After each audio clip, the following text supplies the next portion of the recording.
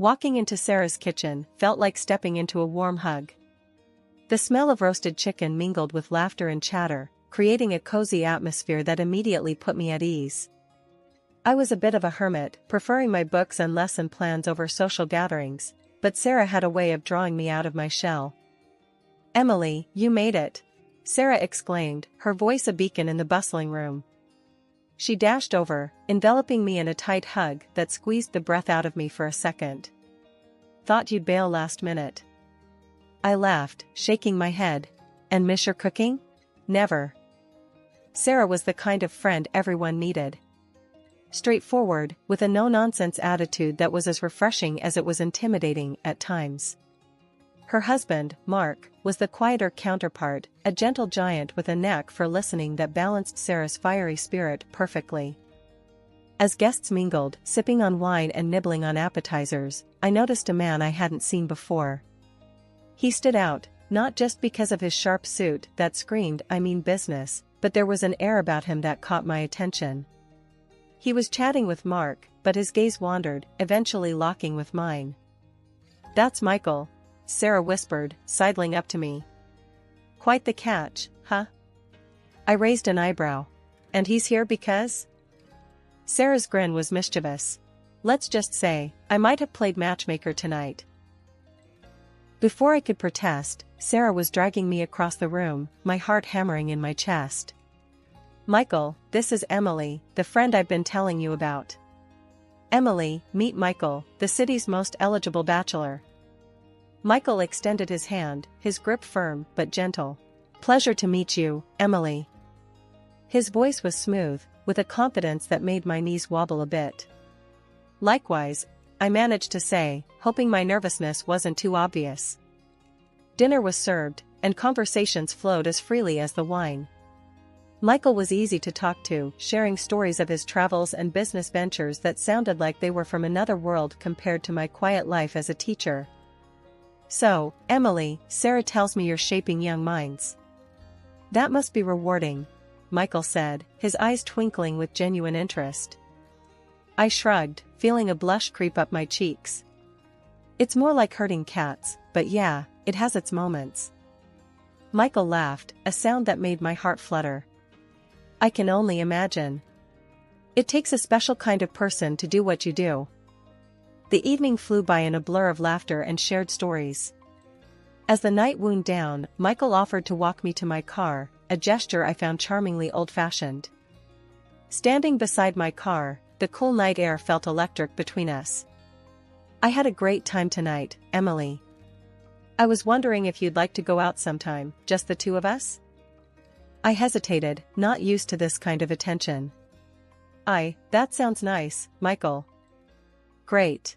I'll call you," he said, his smile sending a wave of warmth through me.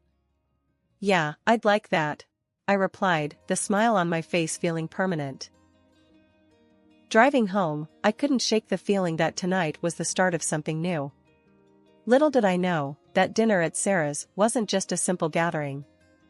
Waking up to the chirping birds outside our bedroom window, I stretched, still marveling at the reality of my new life. Married to Michael, living in a house that seemed straight out of a magazine, it was a far cry from my cozy, somewhat cluttered apartment back in the city. The smell of coffee wafted up, pulling me out of bed and downstairs, where Michael was already up, looking every bit the successful businessman, even in his casual morning attire. "Morning, beautiful," he greeted, his smile bright. "Coffee?" "Yeah, thanks," I mumbled, still rubbing the sleep from my eyes. Taking the mug, I sipped the strong brew, letting it chase away the remnants of sleep. "So, what's on the agenda today?" Michael asked, his tone casual as he glanced over his phone. I shrugged. Thought I'd unpack some more boxes, maybe explore the neighborhood a bit. Michael nodded, his attention half on me, half on the emails he was scrolling through. "Sounds good. I've got meetings back to back today, won't be home till late." This had become the norm since we moved in. His presence, once constant and comforting during our courtship, had become more like a guest appearance in our home. I brushed off the nagging feeling of loneliness, chalking it up to the adjustment period of marriage. That evening, when Michael finally came home, I decided to broach the subject. "Hey, can we talk?" I asked as he loosened his tie, looking exhausted. He raised an eyebrow, sitting down on the sofa. "Sure, what's up?" "It's just, I feel like we're ships passing in the night lately. I miss us," I admitted, feeling a lump in my throat. Michael sighed, running a hand through his hair. You know how it is. The business, it's demanding. I'm doing this for us." "I know, I do. But maybe we could set aside some time, just for us? A date night or something?" I suggested, hopeful. He looked at me for a long moment before nodding. "You're right. I'm sorry, Em. Let's do that. How about Friday night? Dinner at that Italian place you love?" A smile broke through my worries. "I'd like that." As we settled into a comfortable silence, me curled up with a book and Michael with his laptop, I couldn't help but feel that this was just a hurdle we'd overcome together. After our quiet moment of reconciliation, the days started to blend into one another. Michael tried to make time for us, scheduling those promised date nights, but his phone was always buzzing, pulling him back into the world of work. I found solace in setting up our home, making it ours, filling it with warmth and love, hoping it would bridge the gap that his absence created. One evening, as we sat on the back porch watching the sunset, a rare moment when his phone was silent, I decided it was the right time to bring up the topic that had been weighing on my heart. "Michael, have you thought about us having kids?" I ventured, my voice shaky with nerves. He looked at me, surprise flickering across his face, before it settled into a contemplative frown. "Kids? You know how chaotic things are right now. I barely see you as it is. Bringing a kid into this, we're just not ready." I felt a sting at his words, a mix of disappointment and frustration. "But we won't ever be ready. There's never a perfect time." I thought. We talked about this before. Michael let out a heavy sigh, running his hands through his hair. I know we did. But things are different now. The business is at a critical point, and we're just not in the right place for this, Em." His words felt like a punch to the gut, leaving me winded. It wasn't the response I hoped for, and it hurt more than I expected. "So, what? We just keep waiting? Until when? Until it's too late?" Come on, don't be like that. It's not about putting it off indefinitely. Just, not right now, okay? Let's get through this patch, and we'll revisit. "I promise," he said, his tone gentle, but firm. I nodded, not trusting my voice. The conversation had not gone as I hoped, leaving a heavy silence between us. As the night drew in, the gap between us felt wider than ever. 2 years flew by, and the change in Michael was like night turning into day, only in reverse. He was always at the office, buried in work, leaving me alone in our big, silent house. I found myself diving into my teaching, taking on extra classes, even snagged a part-time job to fill the echoing quiet of my days and nights. Michael? When he did show up, it was like living with a storm cloud. Parked in front of the TV, a beer in hand, he'd throw out comments about how I looked, how the dinner tasted like cardboard, or how the house wasn't up to his standards. It was nonsense, all of it. I kept our home spotless, cooked meals that would make a chef nod in approval, and as for my looks, I hadn't let myself go. But the way Michael went on, you'd think I'd given up on everything. Deep down, I knew this wasn't about me or how clean the house was. My gut told me there was someone else, that his late nights were more about who he was with than what he was doing. I've seen enough shifty glances in my time, taught enough kids to know when someone's hiding something. One evening, I couldn't take the charade any longer. Michael staggered in late, more booze on his breath than words in his hello. I was waiting for him, my mind made up. "We need to talk," I said, cutting right to the chase as he flopped down on the couch. "About?" He didn't even look up, just flicked through the channels on the TV. "Us. This." I gestured between us, the vast distance, despite the few feet. "I can't do this anymore, Michael. I'm thinking, we should get a divorce. Finally, he looked at me, his eyes narrowing. Divorce? Are you out of your mind? Do you know what that would do to my reputation? Your reputation? I couldn't believe my ears. Is that all you care about? What about us? What about how unhappy I am? Michael scoffed, taking a swig from the bottle he'd brought in with him. You're being dramatic. It's not that bad. Not that bad? I was fuming now. Michael, you're never here. And when you are, all you do is complain and drink. That's not a marriage. I don't even know what that is. He stood up then, his expression hardening. We're not getting a divorce. End of discussion. I won't have people talking, saying I couldn't keep my wife happy. I stared at him, disbelief and anger swirling in my chest. So, you're happy to live a lie? For appearances? That's enough, Emily. I'm going to bed. We're not talking about this anymore. With that, he turned and left the room, leaving me standing there, my heart breaking in silence. The last couple of months had been rough. I felt like a shadow of myself, dragging through each day with a heaviness that sunk deeper than just fatigue. Food lost its taste, and my clothes hung loose on my frame. Teaching, something I'd always loved, became a chore I barely got through. Michael seemed oblivious to it all, more concerned about the dust on the TV stand than the fact I could barely muster the strength to get out of bed. It got to a point where even I couldn't ignore it anymore. Something was off, and it wasn't just the blues. Dragging myself to the doctor's office felt like climbing a mountain, but I needed answers. Sitting in that sterile room, when the doctor told me I was pregnant, it was like a jolt of electricity. Happiness, fear, confusion, it all hit me at once. But through that storm of emotions, one thing stood clear: I wanted this baby, even if it meant going it alone. Telling Michael should have been a moment we shared, but given the state of things, I was dreading his reaction. My fears weren't unfounded. When I finally mustered the courage to tell him, his reaction was like a slap in the face. Pregnant? His voice was a mix of disbelief and anger. You want to bring a kid into this mess? I stood my ground, holding on to the newfound resolve that came with the thought of being a mother. Yes, I do. And I'll raise this child with or without you.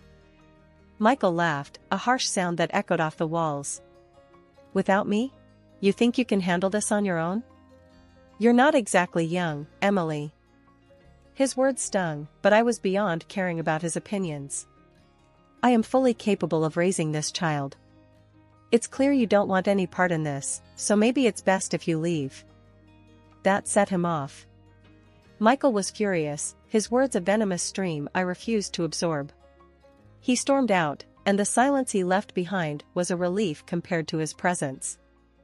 3 days passed without a word from him. I was alone, truly alone, with a life growing inside me and a marriage crumbling around me. I couldn't understand how we got here, how the man I married became a stranger, how our plans for a family turned into a battleground. My mind was a jumble of thoughts, worries about the future pressing down on me. That's when I stumbled upon something that turned my already upside-down world completely inside out. Late one evening, while scrolling through my phone, trying to distract myself from the loneliness, I noticed a message request on Facebook. It was from someone I didn't know, a woman. Curiosity got the better of me, and I opened it, my heart sinking as I read her words. The message was brief, but clear. She claimed to be in love with Michael, telling me to let him go, because he didn't love me anymore. My initial reaction was disbelief, followed by a bitter laugh. Of course, there was someone else. The late nights, the detachment, it all made sense now. But seeing it in black and white was a slap I wasn't prepared for. Fury and hurt swirled inside me, urging me to do something, anything. So, I did what any self-respecting, scorned woman would do. I went to her profile. There, smiling back at me from the glowing screen, were pictures of Michael and her, cozy and smiling, a stark contrast to the coldness I'd been living with. I felt sick, my hands trembling as I put the phone down. It was one thing to suspect, another to have it confirmed so blatantly. I needed to confront Michael, to hear him admit it. But first, I needed support. Staring at my phone, the message from Michael's mistress still burning bright on the screen, I felt a surge of disgust and betrayal so intense it was like a physical blow. My hands shook with a mix of rage and heartache. Without thinking, I dialed Anna, my sister, needing someone to anchor me in this storm. Anna. I choked out the moment she answered, my voice a whirlwind of emotions. He's been cheating. There's someone else, and she had the nerve to message me. Anna's voice came through, sharp and clear, laced with anger on my behalf. That lowlife. Are you okay? What are you going to do? I'm done, Anna. I'm filing for a divorce. I can't do this anymore. Not only that, I'll make sure he pays for this, compensation for his cheating and alimony for the baby. I said, my voice growing stronger with each word, my resolve hardening. Before Anna could reply, a shadow fell over me. Michael had entered the room, his face a mask of fury and shock. Without a word, he snatched the phone from my hands, ending the call. Filing for divorce, huh? And you think I'm going to just roll over and accept that? He spat out, his voice laced with disdain. I don't care what you accept. You've made your bed, and now you're going to lie in it. I want nothing to do with you. I shot back, my heart pounding in my chest. Michael sneered, a cruel smile twisting his lips. I'm not marrying her, Emily. It was just an affair. And you think I'll give you a divorce? Pay you alimony? He laughed, the sound bitter and cold. I won't let you drag my name through the mud. And I sure as hell won't be paying for a kid that might not even be mine. His words were like daggers, but I stood my ground. You don't have a choice. I'll go through the courts if I have to. You think you can live this double life, juggling your wife and your mistress, without any consequences? You're wrong. Michael's anger seemed to boil over at that. You have no idea what you're getting into. I won't let you ruin me, he hissed, his face inches from mine. I'm not the one who ruined us, Michael. You did that all on your own. And now you're going to face the consequences, I said, my voice steady despite the storm of emotions raging inside me. The words Michael spat out about not wanting the baby and his refusal to leave his double life behind hit me hard. I was reeling from his coldness, his outright cynicism. In that moment, my decision was made, I was leaving. But as I turned to grab my things, a sharp pain cut through my stomach, so intense it ripped a scream from my throat. Michael, call an ambulance. I gasped, doubled over in pain, clutching at my belly. He looked at me, annoyance flickering in his eyes, before being replaced by a reluctant sense of responsibility. I'll drive you, he muttered, clearly irritated by the inconvenience. It was pouring outside, the kind of relentless rain that blurred the world into a watery haze. I struggled to the car, each movement a burst of agony. Michael drove, silent and tense, as we navigated the slick country roads. Then, horror struck, a warm rush of blood, a crimson stain spreading over my clothes and onto the car seat. Michael! I cried out, terror seizing me. There's so much blood. His reaction was a mixture of anger and disgust. Get out! He barked, pulling over with a screech. You're ruining the upholstery. In disbelief and pain, I somehow managed to get out of the car, expecting I don't know what. Help, maybe? But Michael just drove off, leaving me there alone, in pain and bleeding on the side of the road. I don't know how long I was there before darkness swallowed me whole. When I woke up, the sterile white of a hospital room greeted me, and my sister, Anna, was there, her face etched with worry and relief. Emily, thank God, she breathed out, squeezing my hand. I found you on the road. I was so scared when our call dropped, and I came looking for you. The pain had dulled to a throb, overshadowed by a heavy sense of loss. The baby? I whispered, fearing the answer.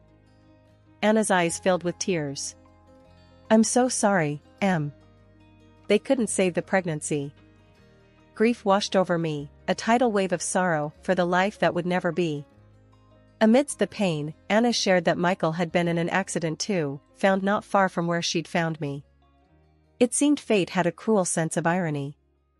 He's here, in the hospital. It was his fault, the crash, she said quietly. It wasn't long before a police officer entered my room. He was a middle-aged man with kind eyes, introducing himself as Officer Daniels. He pulled up a chair, his demeanor gentle yet professional. "Mrs. Thompson, I understand this is a difficult time for you, but I need to ask you some questions about last night. Your sister informed us of the circumstances leading up to your situation," he started, glancing at Anna before turning his attention back to me. Taking a deep breath, I nodded, signaling him to continue. "Yes, I'll tell you whatever you need to know." Officer Daniels nodded, taking out a notepad. "Can you tell me about the argument you had with your husband?" The memories came flooding back, and I recounted the events, my voice steady, despite the pain that throbbed in my heart. We argued about our failing marriage, about his infidelity. And then, when I needed him the most, he abandoned me on the side of the road. The officer's brows furrowed as he scribbled down notes. "And he was aware of your condition? That you were pregnant?" "Yes, he knew. I told him, and he didn't care. He left me there alone," I managed, the bitterness in my voice surprising even me. Officer Daniels's expression softened. "I'm sorry you had to go through that, Mrs. Thompson. Based on your account and the preliminary investigation, we're looking into charges of neglect and endangerment against your husband. His actions led to serious consequences for you and the loss of your pregnancy." Anna squeezed my hand, her presence a silent support. The thought of Michael facing consequences for his actions was a cold comfort, but it was justice, however small. "What happens now?" I asked, the weight of everything crashing down on me all at once. "We'll proceed with the investigation, and I'll need you to provide a formal statement when you're ready. We'll do everything we can to ensure your husband is held accountable," Officer Daniels assured me, his voice firm. As he stood to leave, he paused, looking back at me. "Take care of yourself, Mrs. Thompson. We'll be in touch." After he left, the room was silent, save for the steady beep of the heart monitor. Anna was the first to break the silence. "He'll get what's coming to him, Em. You're not alone in this." The days that followed were a blur of doctors, police statements, and endless hours of trying to piece together a semblance of normalcy. Michael had been charged, and the news of his actions and subsequent arrest made headlines, tarnishing the reputation he valued above all else. After everything settled, the divorce, the court cases, and Michael's downfall, I started to rebuild my life, brick by brick. The compensation and the justice served felt like a cold comfort, but it was closure. The press had a field day with Michael's story, his reputation tarnished beyond repair. He lost his job, his status, and his ability to charm his way through life. As for me, I took it as a sign to start fresh. I found a quaint apartment not too far from the school, a place filled with light and hope, a stark contrast to the shadows of my past. Returning to teaching felt like coming home, the smiles and laughter of my students a balm to my soul. One afternoon, as I was tidying up my classroom, Marie, a fellow teacher and friend, popped her head in. "Hey, Emily, you heading out soon?" "Yeah, just finishing up here," I replied, stacking some papers. She leaned against the doorframe, her expression serious. "You know, we're all really glad you're back. The kids missed you. Hell, we all did." I smiled, touched by her words. "Thanks, Marie. It feels good to be back. Feels like I'm finally moving forward, you know?" Marie nodded, understanding. "You've been through so much, Emily. But you're one of the strongest people I know. You've got this whole new chapter ahead of you now." I chuckled, the idea of a new chapter still feeling a bit surreal. "Yeah, a new chapter. Just gotta make sure it's a good one, right?" "Exactly," she agreed with a grin. "And hey, who knows? Maybe there's a new love story in there too. When you're ready, of course." The thought had crossed my mind, the possibility of opening my heart again. But I knew if that chapter were ever to be written, I'd approach it with more caution, more wisdom. "I'll take my time with that one," I said, my voice steady. "But for now, my heart's full enough with these kids and getting my life back on track." Marie nodded, pushing off from the doorframe. "Well, just know we've got your back, Emily. Through thick and thin." As she left, her words lingered in the air, a reminder of the support system I had around me.